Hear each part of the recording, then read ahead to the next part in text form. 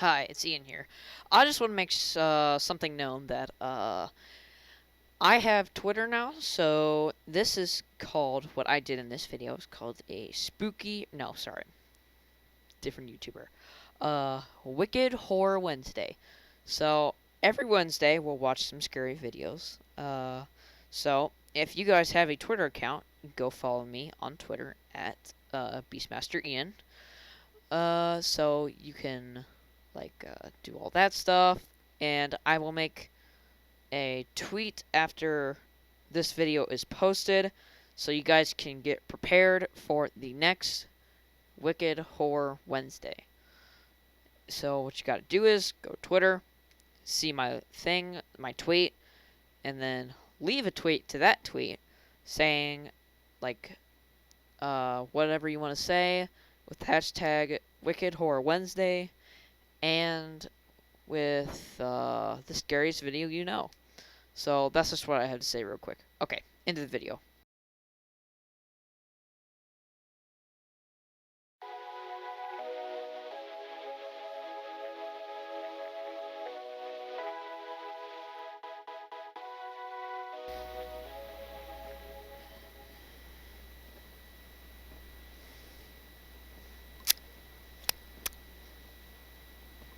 I want to be scared.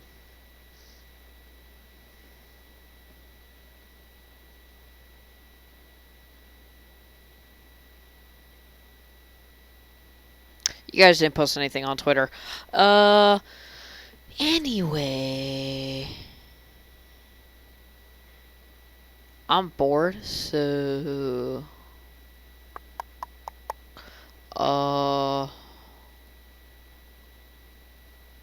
I don't know what to do.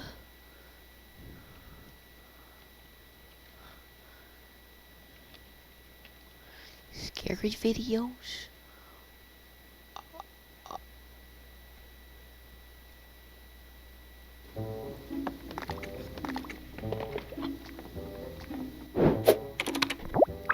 Okay.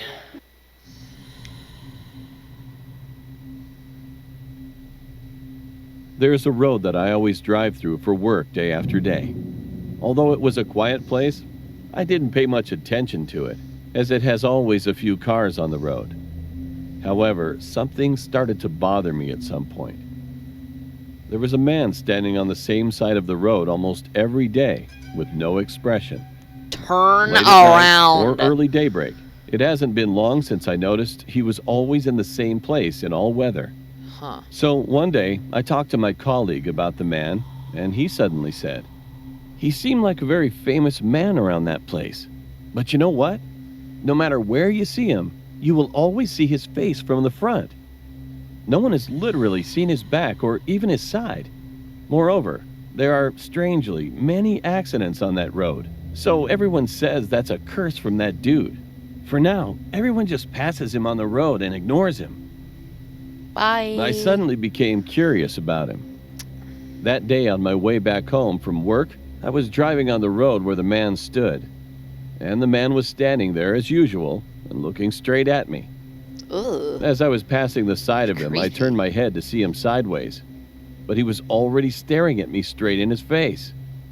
Now I passed the man and looked into the side mirror that. to see his Sorry. back. But still, he was looking at me straight. It made me feel creepy enough. After I arrived at home, another curiosity sprang up. So he kept staring at me, but I couldn't really see him moving.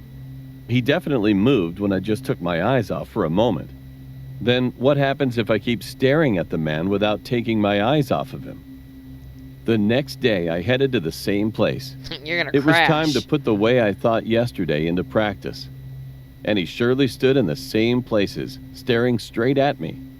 I began to keep my eyes on him from the moment I first saw him and watched him until the moment I passed by. And of course, when I didn't take my eyes off him, he didn't look back at me either. The side of the mystery man began to be seen little by little, and I noticed that it was no different from the other ordinary person. But I felt excited like a child who had just discovered the hidden treasure. Besides, it would be perfect if I see his backside last. I had already turned my head 180 degrees and looked back dangerously before I knew it. I couldn't see the back well, so I was trying to turn back, putting my hands off the steering wheel. Now the back of him was finally seen by my eyes. Being satisfied, I was about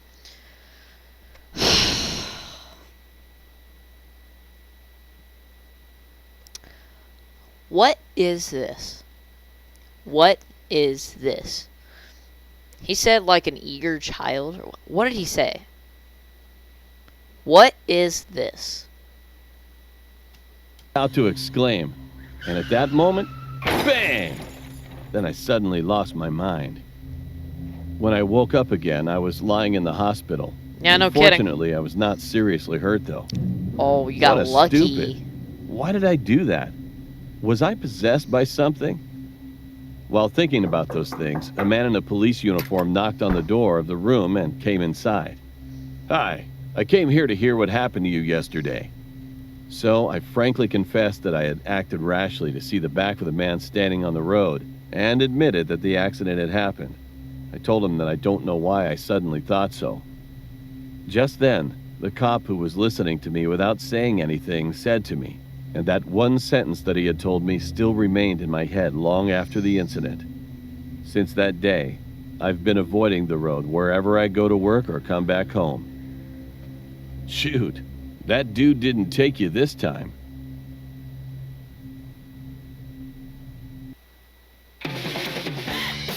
Whether it's Red Robin Burgers at home or at our place, we'll always give you plenty to smile about.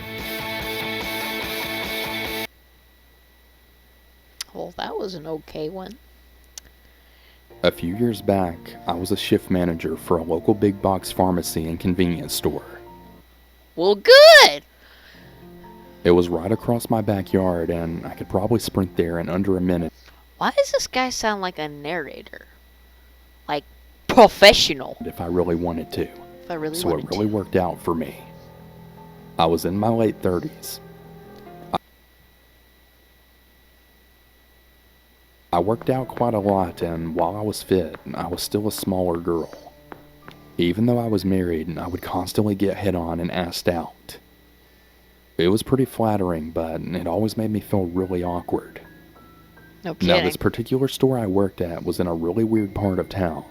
It was on the right side of town to attract the Karens, but close enough to the not-so-good side of town to attract the drug addicts, drunks, and psychopaths. Anyway, let me say that I'm not someone that gets scared easily. I've had someone high on meth crash their car into the side of the store, causing the easily. I've had someone high on meth crash.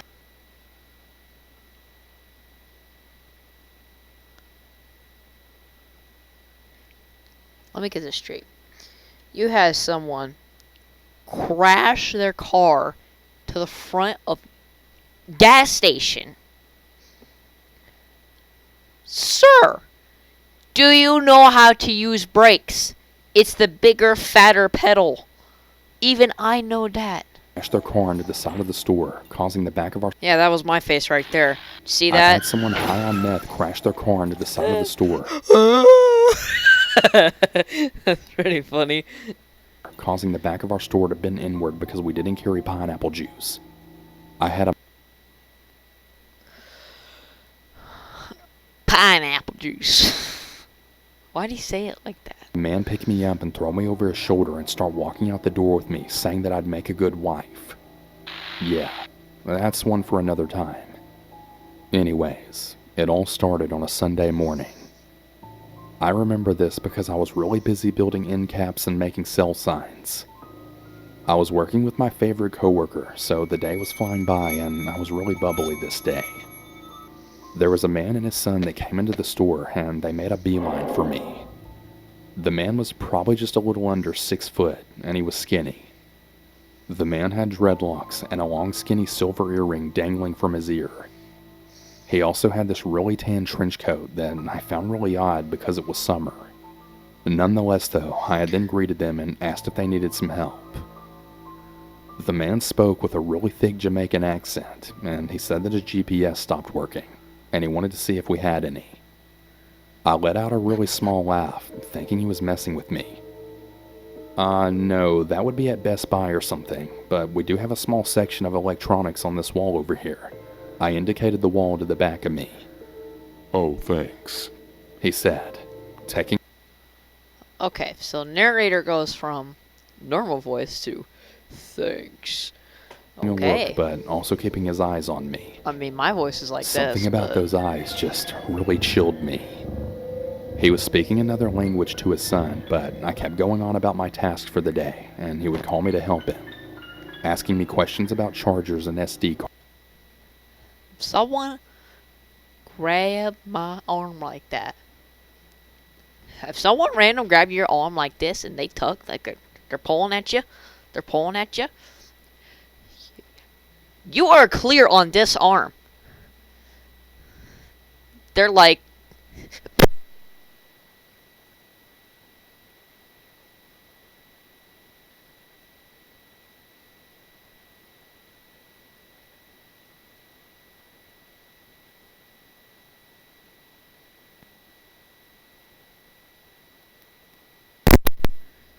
I don't want to hear any questions about what just happened. Hopefully you can still hear me. So basically I was saying, if someone's like tugging at you like this, bah, bah, cards. you have options. I answered them, and then he started telling me how beautiful I was. Really awkwardly, I had thanked him. you must work out, yeah? Whoa. He asked. Yeah, yoga mostly. I replied while getting more and more uncomfortable now. He made some more comments about my body, telling me how he loved my tattoos, and he was just really being a creep. I tried to stay polite though, and eventually I just walked away to do some more work. I started to avoid him, but he was still staring at me. That's creepy. The man had his phone out, and I kept hearing the shuddering of a camera. I went to the office to tell my other coworker that I thought the guy was taking my picture, and I was just really feeling uncomfortable. He then came out and watched over me. Shortly after my coworker came out, the man and his son then left. By the time the end of my shift came, I forgot about him. A few course weeks you later, did. I was up front ringing customers with a different coworker. We were crazy busy that day, but I was the manager on duty. After we got the line down, my coworker then handed me an envelope. What's this? I asked her. I don't know. Some man in dreadlocks told me to give it to you, she said.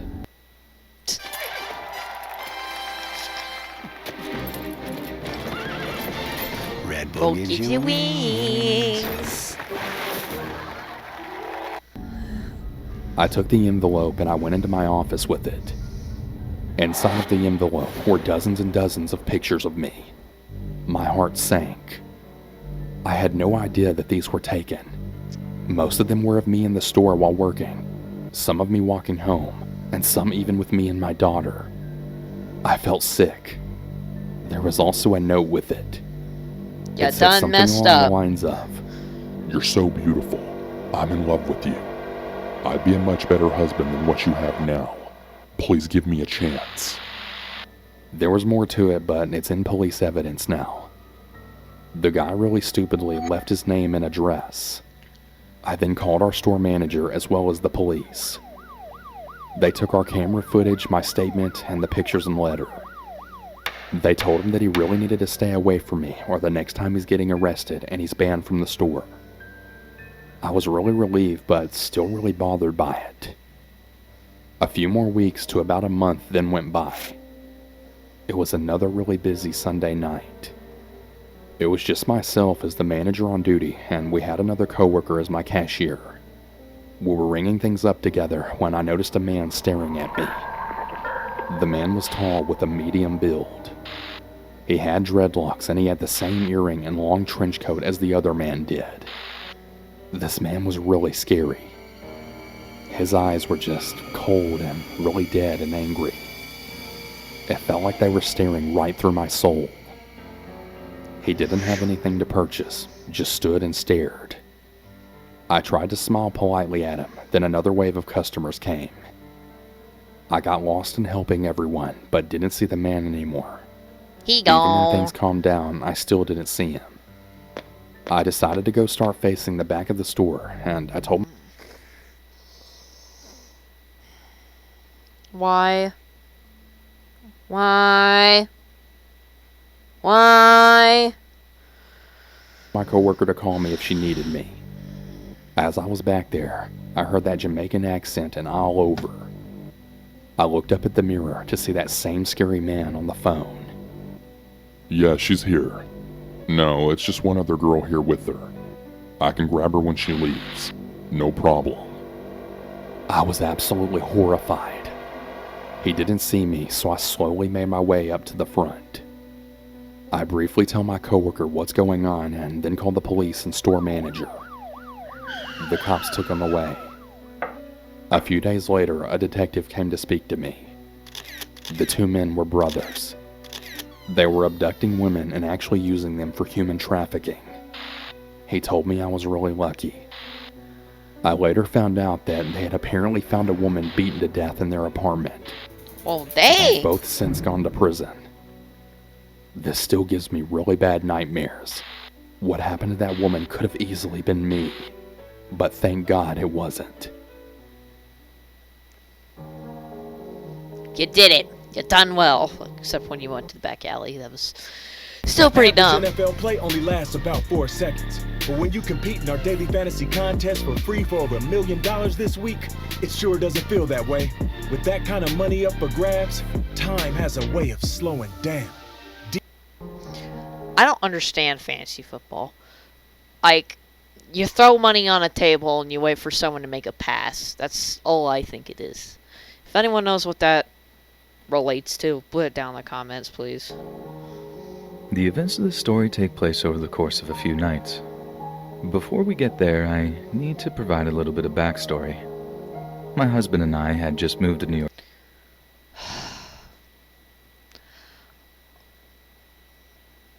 Deep male actor playing a woman. City, like right in the heart of the city. The apartment was breathtaking. I kept thinking that it was a loft apartment you would see in a movie or a television show. My husband was fortunate enough to land a well-paying job that allowed us to afford this beautiful apartment. My favorite part was the view. At night you could see all the lights from the city out of the windows. It didn't take long for my husband to make some friends at work. He's a very social person, and being in sales for a decade makes it easy for him to strike up a conversation with anyone. What is going on with that guy right there? What in the world? He looks like Almost a year into living in the city, we had our weekend crew that we would hang out with routinely. he looking like We would have dinner, play games, or just have some drinks with Becky and Jim, as well as another couple, Jason and Liz. But my husband's best friend from the city was a man named Eric. Eric did not have a significant other, but never came alone. He always had a friend that he would bring. He would always joke with me and my husband, "Don't worry, guys. You never have to worry about me being the third wheel." This turned into a reoccurring joke, and Eric was almost referred to as this third wheel. One night after one of our little get-togethers, my husband and I were getting ready for bed. We talked for a while, but I'm pretty sure I fell asleep mid-sentence. I woke up at some point in the middle of the night. I didn't look at the time, but it was still dark, so before 5 a.m. if I had to guess.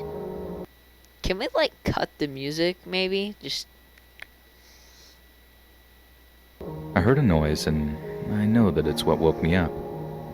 I just laid in bed, feeling a bit uneasy, and looked up in the dark room. I thought I could see a figure of some kind in the corner of the room. The more I tried to focus, Raccoon. the more and harder it was to see. I felt as if though I could almost hear something like breathing or wheezing. After a few minutes I felt much better and chalked it up to some kind of Raccoon. vivid nightmare and rolled over back to bed. I was too scared in the moment to look and didn't want to wake my husband up for something that was probably just a giant overreaction. The next night came and Wake same him story. up. We went Wake to bed at around him 11. up. I didn't tell my husband about the events of the night before. Again, I was awoken in the middle of the night. This time I looked at the time and it was shortly after 4 a.m. I could for sure hear breathing this time. I looked around the room from the bed, but this time I couldn't see any figures like I did the night before. I could just hear the breathing and it felt so close. I tried waking up my husband, but he was out cold. I didn't try awfully hard because he had to wake up in about an hour for work. I didn't sleep well the rest of the night, and I woke up with him in the morning and did not want to stay in the bedroom alone when he left. I moved to the living room and slept on the couch for a couple of hours. The day was miserable. I couldn't shake the weird feeling for the entire day. Around 2 in the afternoon, I took a shower. When I turned the shower off and was drying my hair in the bathroom, I heard something from outside the bathroom door. I froze in paranoia in the bathroom and listened with my ear to the door, but heard nothing. Finally, I worked up the courage to leave the bathroom and felt a minor moment of relief when I was in fact still alone in the apartment. Shortly after 5, my husband came home from work and I told him about the events of the last 2 nights. At first he laughed as if though I were telling him a joke. Once he realized how freaked out I was, he then began to try and rationalize what I could have been seeing and hearing. I have to say, I was insulted because he even suggested that maybe I had too much to drink, but that was not the case whatsoever. Get closer. What still works? New phone. Still works. New Still phone. works? New phone. New I phone. don't need a new one yet. New phone! Okay. There you New go. phone. He then said in a reassuring voice, "Listen, if it happens again, just wake me up, and I'll search the room." Isn't that what I said? 2v1. This actually did give me some relief that I was able to talk to him about it. However, I was still anxious that I would hear or see something again. That night came quickly, and I was so tired from the previous night that I fell asleep even though I was practically petrified to go to bed.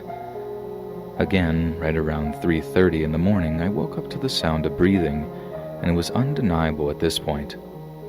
I looked around the room and saw nothing, just like the previous night.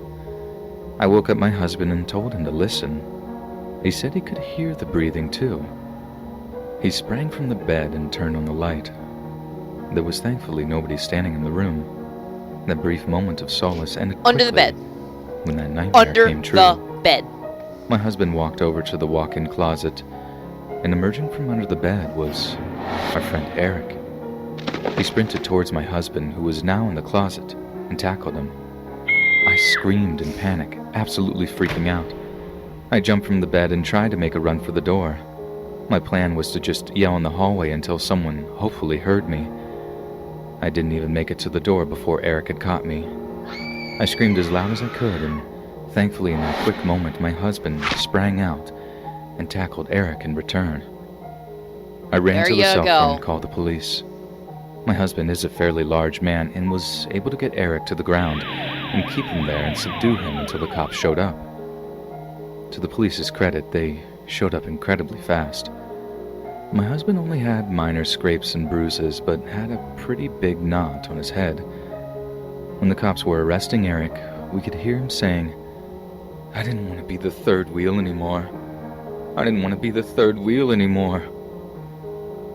What's even more disturbing is that he told the police he was inside of our apartment for a couple of days. He had somehow stolen my husband's key and made a copy of it. He was apparently breaking into the apartment for weeks, but had been staying during the night for the last few days. I'm not sure why he didn't try anything while we were sleeping or any of the times myself or my husband were alone in the apartment. It still freaks me out thinking that this man was inches from where I slept. We're now back in my hometown and not living in the city anymore. The terror you feel being trapped that high up in the sky with nowhere to run has made me extremely claustrophobic. You never know what people are capable of, even people you consider close friends. The police did inform us that Eric stated he didn't intend to hurt either one of us that night, but the look in his eyes told us a completely different story.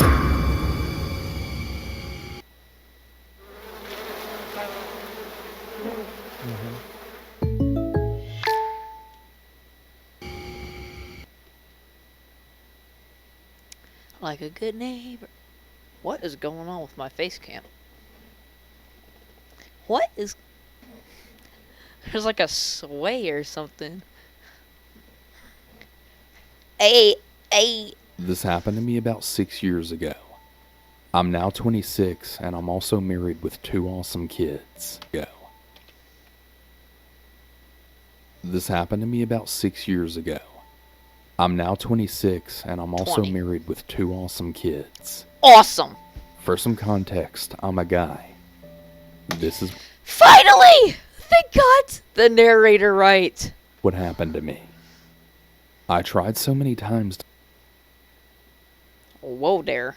to leave my ex-girlfriend, who we'll call Sarah. Whenever I would tell her that I wanted to see other people or that I should move out so that we have room to breathe, she would always go crazy and threaten to kill or Hope you guys like this video here. I'll just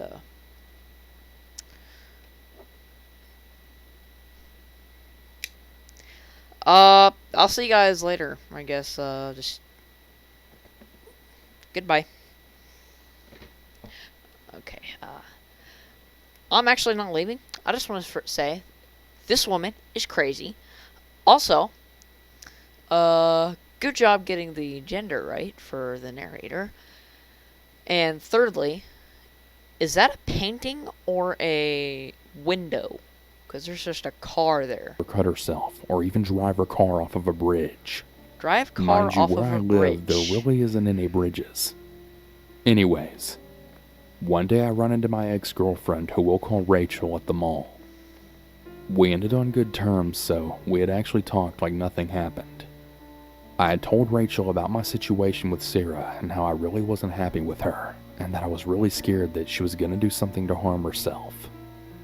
Rachel told me if I was really worried that much that I should let one of her family members know. So one day during work, I called her on my lunch and told her we should have dinner and talk. I also ran to our place and got all of my things and my dogs and moved everything back into my parents' house. I know, that's really messed up. But you have to understand that she was crazy, like really crazy. When we went to dinner, I told her in public that we should break up because I just wasn't happy anymore. And to be honest, I really hadn't been for a while. I mean, we had been together for about 3 years and I just wasn't happy. I had actually told her a few months after we started dating that I thought we were better off as friends. Anyways, so we break up and I go back to my parents' house. Told her like 2-3 months in we should just be friends after you're already dating. 3 years. 3. Tre. That's French. House, which they really weren't happy about because they knew how she was and they were really scared that she was going to do something to the house. Or maybe Sorry, even toi. worse. I'm an idiot. They wanted me to go to a family member's house instead. I'm sorry. But I mean, really, Commerce. who would actually take 2 big dogs and me on top of this giant load of drama? Later that night, when me and my dad are talking in the living room, all of a sudden we hear the sound of my truck alarm then go off and the sound of glass break. My heart sank. I just knew it was Sarah. I go outside, calmly trying to talk to her like an adult, and she just starts hitting me and spitting in my face, telling me I'm a piece of crap and all these other crazy things. I kid you not, I didn't touch her not one time, and I never raised my voice. I tried to get her to relax and at the same time telling my dad everything was okay. I can handle this, just go back inside. Finally, after about a half hour of just getting hit and yelled at, she eventually leaves, peeling out of my parents' neighborhood. Let's fast forward a few days later. I end up getting a visit from the cops asking where I was the night of this night, and blah blah blah. You know how it goes. I tell them, but they don't believe me. They say that they want to take me downtown for some questions. Being the decent person that I am, I decide to go willingly. And well, what do you know? It turns out that she had filed a report on me saying that I beat her and also held her at gunpoint to get all of her money from her safe, and that I also wanted the PIN numbers to her card. For a while, I didn't even say anything because I was just so shocked at this point. I then tell the cops, "Look at me. I'm the one that has cuts and bruises here. She did that. I didn't do anything to her." Their response, "Sir, she's a lady. We have to hear her side on this, and we're going to need to take some DNA samples from you." Well, I give them what they need, and long story short, I'm thrown in jail waiting for a hearing. About 2 weeks go by and the results came back. And you guessed it, totally negative. Also, I forgot to mention this, but me and Rachel ended up getting back together, but the harassment never stopped. Sarah made it impossible for me to move on with my life. For almost a year, I would get constant visits from cops asking why I was stalking her. Sarah even hired a private investigator to follow me and Rachel around. Every time I got a visit from a cop, I always had something backing me up on where I was whenever Sarah claimed I was stalking her. She had 4 restraining orders filed against me when I never even had anything to do with her. Finally, the judge was sick of it. I guess he had finally seen just how crazy she was, because he didn't issue any more restraining orders after that. Me and Rachel almost didn't make it through this. Sarah made my life hell, but I'm really glad I ended things with her. So Sarah, wherever you are, I really hope you find the help you need, and I pray and hope no other man ever has to go through this.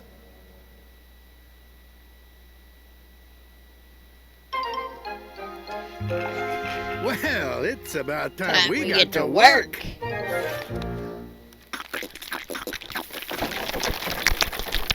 There we go. Red Bull gives you wings. You guys can tell that I've been watching a lot of these For the ads. past few weeks, me and my friend have been using the app Randonautica. Chill with the voice. Holy! How long have I been recording? Holy. What's up, Greg? I hope you're all having a... Did I click that? No, I did not. So you may stop that. Okay.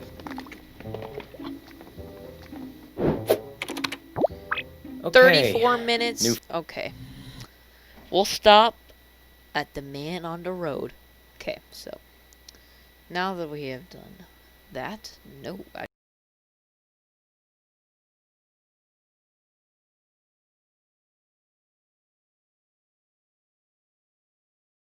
sorry about this ending. I accidentally clicked the wrong button here and it just ended the video completely. So sorry about that. I didn't get to say goodbye to y'all, so I will say that now.